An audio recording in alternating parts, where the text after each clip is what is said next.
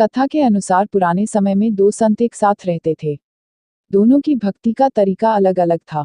एक संत दिन भर तपस्या और मंत्र जाप करते रहता था, जबकि दूसरा संत रोज सुबह शाम पहले भगवान को भोग लगाता और फिर खुद भोजन करता था। एक दिन दोनों के बीच झगड़ा होने लगा कि बड़ा संत कौन है। इस दौरान वहां नारद मुनि पहुंच गए। नारद ने दोनों संतों से पूछा कि किस बात के लिए लड़ाई कर रहे हैं। संतों ने बताया कि हम ये तय नहीं कर पा रहे हैं कि दोनों में बड़ा संत कौन है। नारद ने कहा कि ये तो छोटी सी बात है, इसका फैसला मैं कल कर दूंगा। अगले दिन नारद मुनि ने मंदिर में दोनों संतों की जगह के पास हीरे की एक एक अंगूठी रख दी।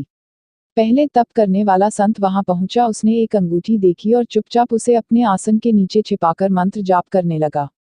कुछ देर में दूसरा संत भगवान को भोग लगाने पहुंचा। उसने भी हीरे अंगूठी देखी, लेकिन उसने अंगूठी की ओर ध्यान नहीं दिया।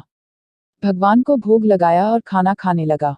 उसने अंगूठी नहीं उठाई, उसके मन में लालच नहीं जागा, क्योंकि उसे भरोसा था कि भगवान रोज उसके लिए खाने की व्यवस्था जरूर करेंगे।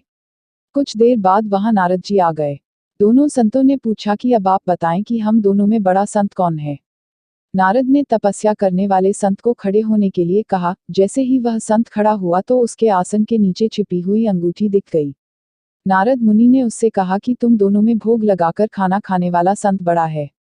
तपस्या करने वाले संत में चोरी करने की बुरी आदत है। उसने भक्ति के समय में भी चोरी करने से संकोच नहीं किया, जबकि भोग लगाने वाले संत ने अंगूठी की ओर ध्यान तक नहीं दिया। इस कारण वही संत बड़ा है। इस प्रसंग की सीख यह है कि भक्ति तभी सफल होती है जब भक्त के मन में बुरे विचार न हो, भक्त बुरे काम न करता हो। जिस भक्त के विचार पवित्र हैं और जो बुरे कामों से दूर रहता है, सिर्फ उसे ही भगवान की कृपा मिलती है। एक गांव में एक बूढ़ी माई रहती थी। माई का आगे पीछे कोई नहीं था, इसलिए बूढ़ी माई बेचारी अकेली रहती थी। एक दिन उस गांव में एक साधु आया। बूढ़ी माई ने साधु का बहुत ही प्रेम पूर्वक आदर सत्कार किया। जब साधु जाने लगा तो बूढ़ी माई ने कहा, महात्मा जी, आप तो ईश्वर के परम भक्त हैं। कृपा करके मुझे ऐसा आशीर्वाद दीजिए जिससे मेरा अकेलापन दूर हो जाए। अकेले रह रह करके उब चुकी हूँ। उद्धरण चिन्ह। साधु ने मुस्कुराते हुए अपनी झोली में से बाल गोपाल की एक मूर्ति निकाली और बुढ़िया को देते हुए कहा, माई ये लो आपका बालक है, इसका अपने बच्चे की तरह प्रेम पूर्वक लालन पालन करती रहना। बुढ़िया माई बड़े लाड़ प्यार से ठाकुर जी का लालन पालन करने लगी। एक दिन गांव के कुछ शरारती बच्चों ने देखा कि माई मूर्ति को अपने बच्चे की तरह लाड़ कर रही है। नटखट बच्चों को माई से हंसी मजाक करने की सूझी। उन्होंने माई से कहा, अरे मैया सुन, आज गांव में जंगल से एक भेड़िया घुस आया है जो छोटे बच्चों को उठाकर ले जाता है और मारकर खा जाता है। तू अपने लाल का ख्याल रखना, कहीं भेड़िया इसे उठाकर ना ले जाए। बुढ़िया माई ने अपने बाल गोपाल को उसी समय कुटिया में विराजमान किया और स्वयं लाठी लेकर दरवाजे पर पहरा लगाने के लिए बैठ गई।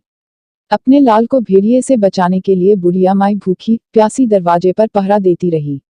पहरा देते देते एक दिन बीता, फिर दूसरा, तीसरा, चौथा और पांचवा दिन बीत गया। बुढ़िया माई 5 दिन और 5 रात लगातार बगैर पलके झपकाए भेड़िए से अपने बाल गोपाल की रक्षा के लिए पहरा देती रही।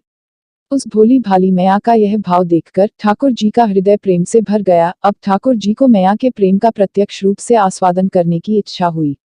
भगवान बहुत ही सुंदर रूप धारण कर वस्त्राभूषणों से सुसज्जित होकर माई के पास आए।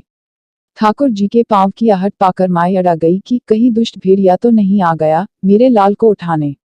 माई ने लाठी उठाई और भेड़िए को भगाने के लिए उठ खड़ी हुई। तब श्याम सुंदर ने कहा, मैया मैं हूँ, मैं तेरा वही बालक हूँ जिसकी तुम रक्षा करती हो।